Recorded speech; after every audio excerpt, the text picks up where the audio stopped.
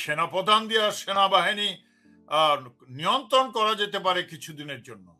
শতভাগ সেনাবাহিনীর লোক বিস্ফোরণ ঘটবেই ঘটবে। সেনাবাহিনীও প্রস্তুত আছে, কিন্তু সেনাবাহিনীকে তো রাস্তা দিতে হবে, জনগণকে নামতে হবে। ফখরুল্লাহ বদমাশ, চোর! তোমার মেয়ে অস্ট্রেলিয়াতে বসে নায়িকার মতো ইউটিউবে কথা বলে, আর আমাদের লোকজন জেলে। তো হু ইজ ইন অপোজিশন? এখানে যে তারেক রহমান আছে, তার কোনো নেতৃত্ব আছে কিনা? He is nobody actually in BNP. তার সিদ্ধান্ত কেউ শোনে না। বিএনপি চালাচ্ছে আওয়ামী লীগ এই ফখরুল টকরুলকে দিয়ে। ফখরুলকে পরিবর্তন যদি সে অর্ডার দিয়ে মানবে না। আপনি প্রবাসে বাংলাদেশ সরকার গঠন করলেন, এবং এই প্রবাসে সরকার গঠন করার পরেও কিন্তু 6 মাস হয়ে গেল, এবং এই 6 মাসে মানে আপনাদের লক্ষ্য কতটুকু অর্জিত হলো, এবং এটার দ্বারা মানে হাসিনার যে গণ অভ্যুত্থান এবং হাসিনার যে চূড়ান্ত পতন আপনারা যে ঘটাবেন, এই যে একটা আশা জনগণকে আপনারা দিয়েছেন, এই আশার বাস্তবায়ন আসলে কতটুকু কি হলো, এটা নিয়ে কিন্তু অনেকের প্রশ্ন আছে। এবং কেউ কেউ বলছে যে কর্নেল সাহেব কি ঘুমিয়ে গেলেন, তার তো কোনো সারা শব্দ পাচ্ছি না।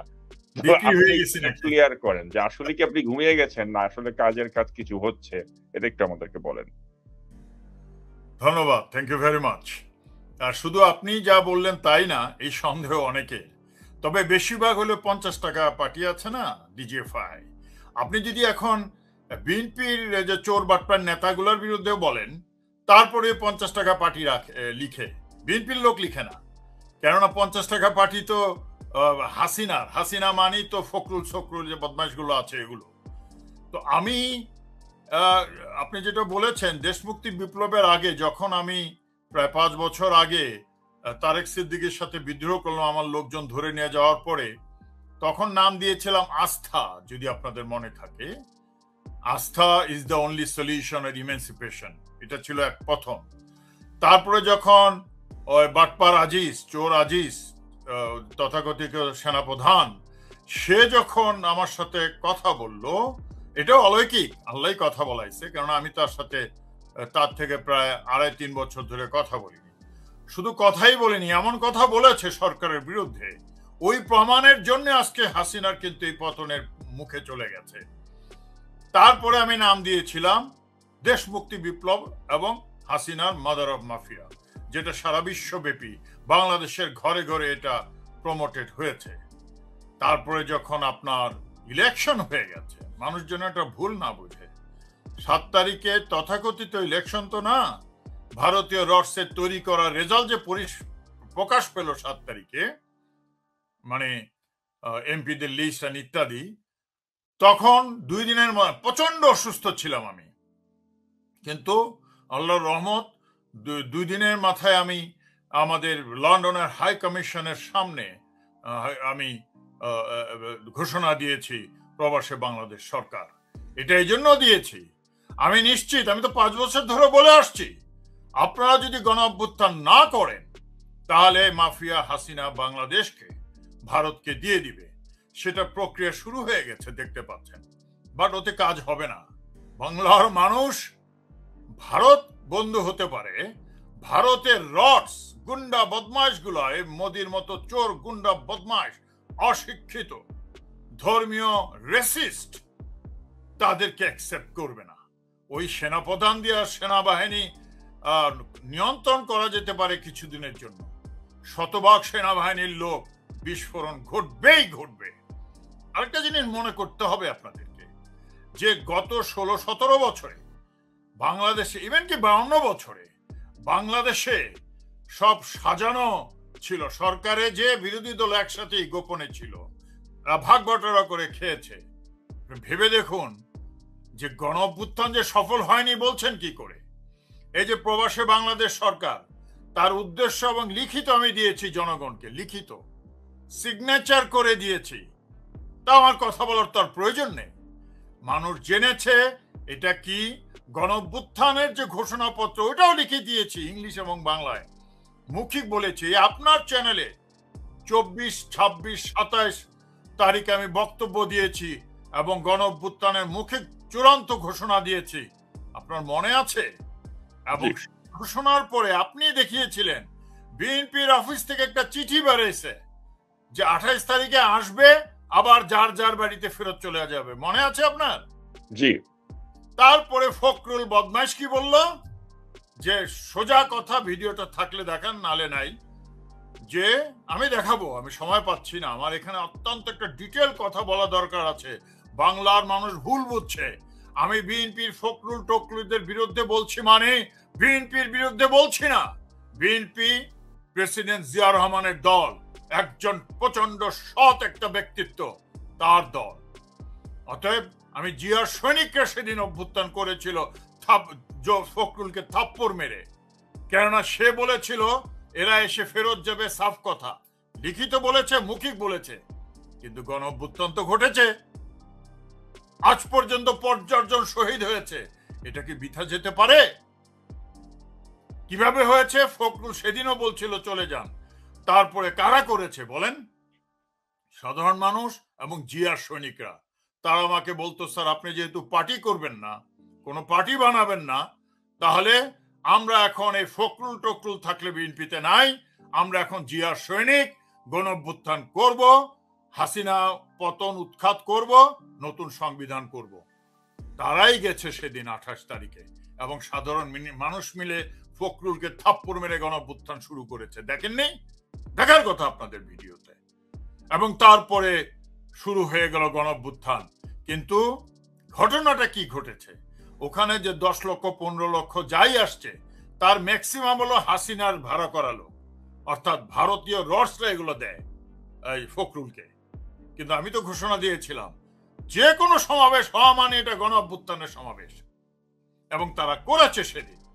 তারপরে তো অনেক দিন চললো, অনেককে হত্যা করেছে, অনেকে জেল জুলুম হয়েছে, হচ্ছে, রক্ত দিতে হবে। আল্লাহ বলেছে যে যুদ্ধের জন্য মাঠে না গেলে তোমাদের জন্য দোজক প্রস্তুত করে রেখেছি, কোরআনে আছে অনেক জায়গায়, আমি কিছুদিন আগে একটা পোস্ট দিয়েছি। এবং যদি তোমরা না নামো, আমরা অন্য জাতিকে রিপ্লেস করব, অর্থাৎ প্রতিস্থাপিত করব। এটা তো সত্য কথা। মুসলমান যদি হয়ে থেকে নামার কথা, নেমেছে, শহীদ হয়েছে, তারা আজকে বেহেশতে যাবে, অবশ্যই যাবে। কিন্তু প্রশ্ন হচ্ছে, এ ফখরুলরা চলে গেল জেলে, জেল থেকে বেরোলো যখন সব শান্ত হয়ে গেল, মানুষকে মেরে তক্তা বানিয়ে দিল, তারপরে সে জেল থেকে বেরে কিছু নাটক করলো, বেগম খালেদা জিয়ার সাথে দেখা করেছে, এগুলো সব ভুয়া। বেগম খালেদা যে জেলে আছে, কি করে দলবল যায় দেখা করবে? এগুলো দেখানো, যাতে করে মানুষ আর তাকে মাইন্ড না দেয়, আবার যেন বিএনপি নামে একটা পার্টি চালাতে পারে। হাসিনাই কিন্তু বিএনপিকে টিকিয়ে রেখেছে এই ফখরুল টকরুলকে দিয়ে, কেননা হাসিনা জানে, ভারতও জানে, গণ অভ্যুত্থান হলে ঠেকানো যাবে না। আচ্ছা, আপনি যে কথাটা সময় বলে থাকেন যে প্রক্সি অপোজিশন, তো এখন এই প্রক্সি অপোজিশন কিন্তু আমরা দেখতে পাচ্ছি যে আপনি বা আমি, আমরা যারা প্রবাসে রয়েছি, প্রবাসে থেকে অ্যাক্টিভিজম করছি, আমাদের 14 গোষ্ঠীকে এই সরকার কিন্তু শেষ করে ফেলে, ধ্বংস করে ফেলে। আপনার স্থাবর সব সম্পত্তি ক্রোক করেছে, আপনার ভাইকে তুলে নিয়ে গেছে, আপনার যারা কর্মচারী তাদেরকে তুলে নিয়ে একজনকে তো হত্যাই করে ফেলেছে। তো এই যে এত জুলুম নির্যাতন আমাদের বিরুদ্ধে হয়, আর তারা বাংলাদেশে বসে থেকে তারা সবকিছু করতে পারছে। আমার একটা ছোট ভাইয়ের খবর নাই, বড় ভাইকে টর্চার করে ছেলে দিল, 70 বছরে, সে মুক্তিযোদ্ধা ছিল। আর একটা ভাই এখনো জেলে, 23 ফেব্রুয়ারি 2021 জেলে নিয়ে গেছে, এখনো আছে। তারপরে আমি কিছুদিন আগে ফখরুলকে যখন বললাম এই কথা, যে সে হজে যাচ্ছে, সিঙ্গাপুরে ট্রিটমেন্ট করে, কি ভিআইপি দেখেন, he is more VIP than mother of mafia Sheikh Hasina. আমি যখন এগুলো লিখলাম, কেননা তার তো কিছু ভাড়া করা লোক আছে, এবং ডিজিএফআই তো 50 টাকা পাঠিয়ে আমাকে সাবধান করে লিখেছে, উই উইল কিল ইউ। আমি বলেছি কিল তো তারেক সিদ্দিকও বলেছিল, আল্লাহ তো বাঁচিয়ে রেখেছে 5 বছর। তার আগে যখন 2005-এ চাকরি থেকে বের করে দেওয়া হলো 4-5-এ, তখনও হত্যার গুলিও করেছে। আল্লাহ বাঁচায় রাখলে কে মারবে? কিন্তু প্রশ্ন হচ্ছে যে উইল কিল ইউ বলতেছে, যে আপনি ফখরুল সাহেবের মতো একটা ভদ্রলোকের বিরুদ্ধে ভাবে কথা বলতেছেন। মানে হি মে বি ভদ্রলোক, বাট সে 1 নম্বর। মীর জাফর কিন্তু আসলে বাংলাদেশের দালাল না, এ ভারতীয় রসরাই তখন থেকে। মীর জাফরটা গল্প বানিয়েছে, যেহেতু ক্ষমতাটা তখন ইংরেজদের সাথে, আর ভারতীয় যে রস তখনকার হিন্দু তখন থেকেই ছিল। তারা, আমাদের তো মিডিয়া ছিল না, তারা মিডিয়াতে যা বলেছে আমরা বিশ্বাস করেছি। 71-এর যুদ্ধে তারা বলল যে তারা স্বাধীন করে দিয়েছে, 13 দিনে কি স্বাধীন হয় নাকি? 9টি মাস আমাদের মুক্তিযোদ্ধারা যুদ্ধ করেছে, আর তারা ভুট্টো, জুলফিকার আলী ভুট্টো, গুন্না মুজিব আর ইন্দিরা গান্ধী চুক্তি করে একটা পিসফুল এসে ঢুকে সারেন্ডার সিগনেচার করেছে। এখন তখনকার মিডিয়া তো বাংলাদেশের ছিল না, ভারত মিডিয়াতে যাই বলেছে সেটা এস্টাবলিশ হয়েছে, যেভাবে তারা মির্জাফরকে এস্টাবলিশ করেছে বেঈমান হিসাবে। আসল বেঈমান তো তখনকার হিন্দুরা। এই গল্প আমি বলবো, আমি প্রমাণ ছাড়া কিছু বলি না, বই সহ বলবো, ভারতীয় লেখকদের লেখা। মাই পয়েন্ট ইজ, এই যে প্রক্সি অপোজিশন, এখন দেখেন ঢাকায় বসে কত বিরুদ্ধে বলতেছে, ওই একই বাক্সর কাজ শুরু করে দিয়েছে, ওর নাম কি, ফখরুল, প্রতিদিন বিরুদ্ধে বলতেছে ইন্ডিয়াকে এটা দিছে। আবার একটা কি বলেছে কিছুদিন আগে জানেন, আমরা হত্যাকাণ্ডে বিশ্বাসী না, 15 আগস্টের হত্যাকাণ্ড আমরা অ্যাকসেপ্ট করি না, ওটা হত্যাকাণ্ড। হারামির বাচ্চা, ওটা যদি হত্যাকাণ্ড হয় আর হাসিনাও বলছে শোক দিবস মানে হত্যাকাণ্ড, তাহলে তোর পার্থক্য কি?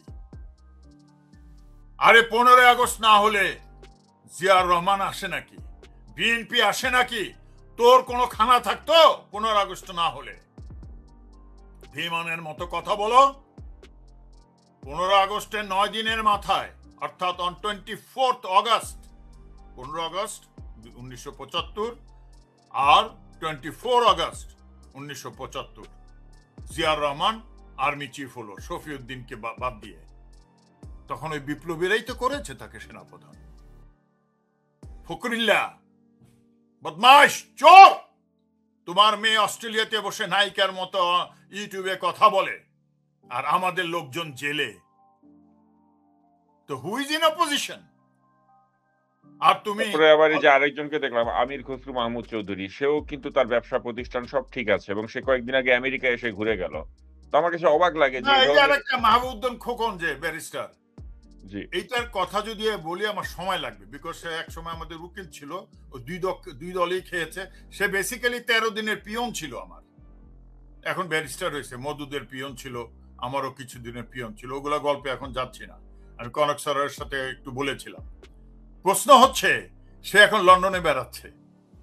এই বিরোধী দলের নেতারা ছেলে মেয়েরা বিদেশে পড়ছে, তার ছেলেকে ব্যারিস্টার করে নিয়ে গেছে এখান থেকে। বিরোধী দলের ছেলে পেলেরা বিএনপি অফিসে বসে 2টা ভাত টাত খাইতো, তারাও এখন কোটিপতি, আপনি জানেন। অতএব যারা নেতা, আমি বারে বারে বলেছি, আমি জানি না এখানে যে তারেক রহমান আছে তার কোনো নেতৃত্ব আছে কিনা। He is nobody actually in BNP. তার সিদ্ধান্ত কেউ শোনে না। বিএনপি চালাচ্ছে আওয়ামী লীগ এই ফখরুল টকরুলকে দিয়ে। ফখরুলকে পরিবর্তন যদি সে অর্ডার দিয়ে মানবে না। এখন আর একটা ধান্দা করছে, ভারতে যে একটা লুকাইছে, হি ওয়াজ মাই ফ্রেন্ড, তাকে এখন আনার ধান্দা করছে। এগুলো সব ধান্দাবাজ। আমি দেশের জনগণকে বলবো, বিএনপির যে তৃণমূলের যারা আছেন, আপনারা অলরেডি চিনে ফেলেছেন আপনাদের তথাকথিত নেতাদের, এই চোটবাটপাদের। আপনারা, আমি এদের বিরুদ্ধে বলছি মানে ভুল ভাঙিয়ে দিচ্ছি। আমি প্রেসিডেন্ট জিয়ার পার্টির বিরুদ্ধে যেতে নারাজ। আপনারা জিয়ার সৈনিক, এবং আমাদের যে পুরা সেনাবাহিনী এই আকারের মতো থার্ড ক্লাস লোক, এবং শফিউদ্দিন, আজিজ, এমনকি মুবিন, আইকিবি, এই সব বদমাশ ভারতীয় ইন্ডাক্টেড এগুলো। অতএব সেনাবাহিনীও প্রস্তুত আছে, কিন্তু সেনাবাহিনীকে তো রাস্তা দিতে হবে, জনগণকে নামতে হবে। সো মাই পয়েন্ট ইজ, আপনারা যে বলছেন, অনেকে বলতেছে কোথায় আপনার গণ অভ্যুত্থান। আরে গণ অভ্যুত্থান যদি না থাকতো শব্দটা, গত 52 বছরে ম্যাক্সিমাম ইলেকশন, শুধু 91 বা 90 ইলেকশন বাদে সব ইলেকশন গুলো হয়েছে ভারতীয় নিয়ন্ত্রণে। এটা মনে রাখতে হবে আমাদের। কেন? ভারত নিয়ন্ত্রণ করে আসছে 52 বছর ধরে। শুধু জিয়াউর রহমানের আমলটা পারেনি বলে জিয়াউর রহমানকে হত্যা করতে হয়েছে।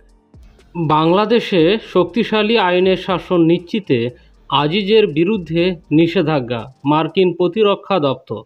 এবার সাবেক সেনাপ্রধান জেনারেল আজিজ আহমেদের বিরুদ্ধে নিষেধাজ্ঞার বিষয়ে নিজেদের অবস্থান জানিয়েছে পেন্টাগন। মার্কিন প্রতিরক্ষা বিভাগের সদর দপ্তর মনে করে, জেনারেল আজিজের বিরুদ্ধে নিষেধাজ্ঞা গণতন্ত্র এবং আইনের শাসনের প্রতি যুক্তরাষ্ট্রের প্রতিশ্রুতির প্রতিফলন। বুধবার পেন্টাগনের নিয়মিত প্রেস ব্রিফিংয়ে জেনারেল আজিজের নিষেধাজ্ঞার বিষয়ে পেন্টাগনের অভিমত ব্যক্ত করেন মার্কিন প্রতিরক্ষা বিভাগের সদর দপ্তরের মুখপাত্র মেজর জেনারেল প্যান্থ রাইটার।